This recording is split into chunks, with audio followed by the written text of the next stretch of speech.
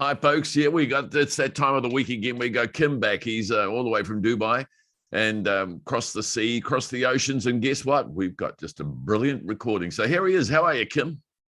Hey, kia ora, Max. I'm very good, thanks. Early morning here, and we've got a typical New Zealand fog over all of Dubai at the moment. Can't see a foot in front of us. So the moisture's arrived. We're into the winter time, below 40 degrees. Fantastic. Everything's good. Below 40 degrees. Gosh, we really would appreciate that. So if we could have half of that, we'd be quite happy. So what's happening over there at the moment? I believe the expo's really going well. Yeah, it is. But before that, of course, big ups to the New Zealand cricket team. I managed to score myself a couple of tickets.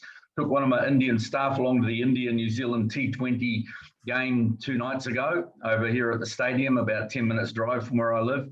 And yeah, about 25,000 Indians and me. So we had a lot of fun, I can tell you. But we thrashed the Indian team by about 8 wickets and had about 6 overs left to score the final run. Oh, so mate, I hope you weren't gloating. I just can see you standing in the stand. The only person standing up applauding, and the whole stand and all those Indian faces looking glum. Was very respectful.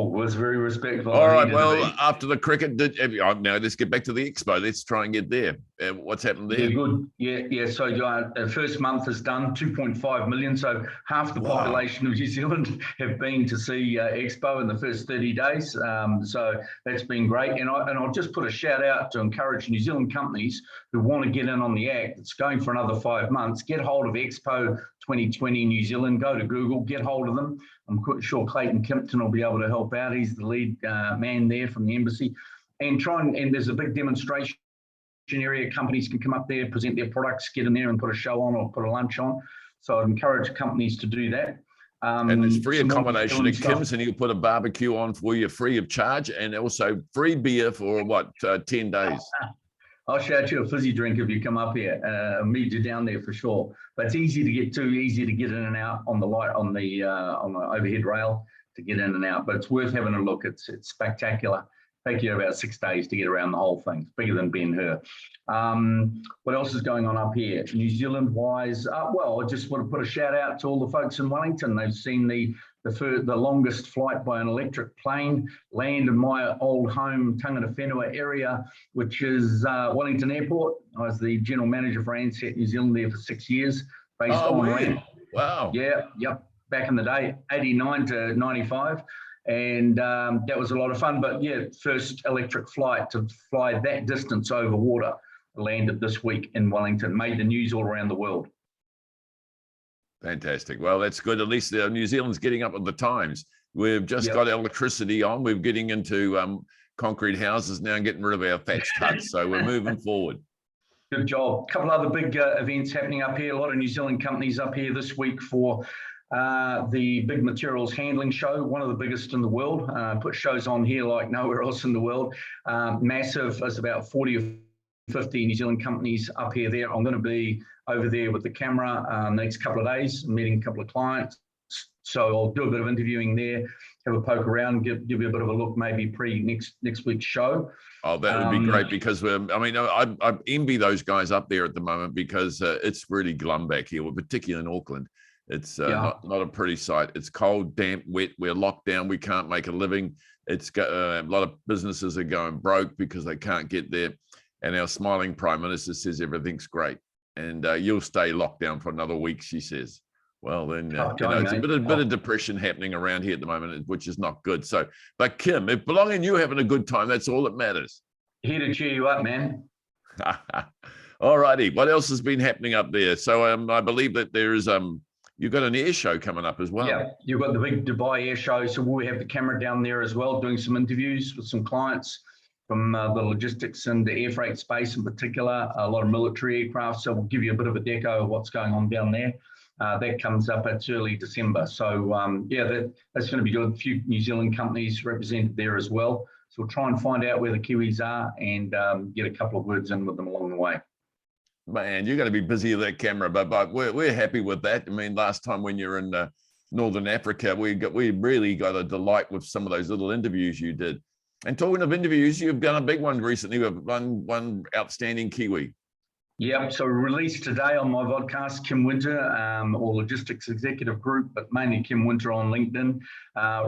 Interviewed Alan Duff, New Zealand icon, Alan Duff, MBE, last week, and released today about his new book with Sonny Bill Williams, the man himself, and that you can't stop the sun is shining. Very emotional interview. Wow, I was just blown away by the humble nature of the man. Got some connections with him, and he just blew me away at the interview. I highly recommend people watch it and watch this space, because we are making every attempt we can to get an interview with SBW himself. So we'll just see how we go on that one.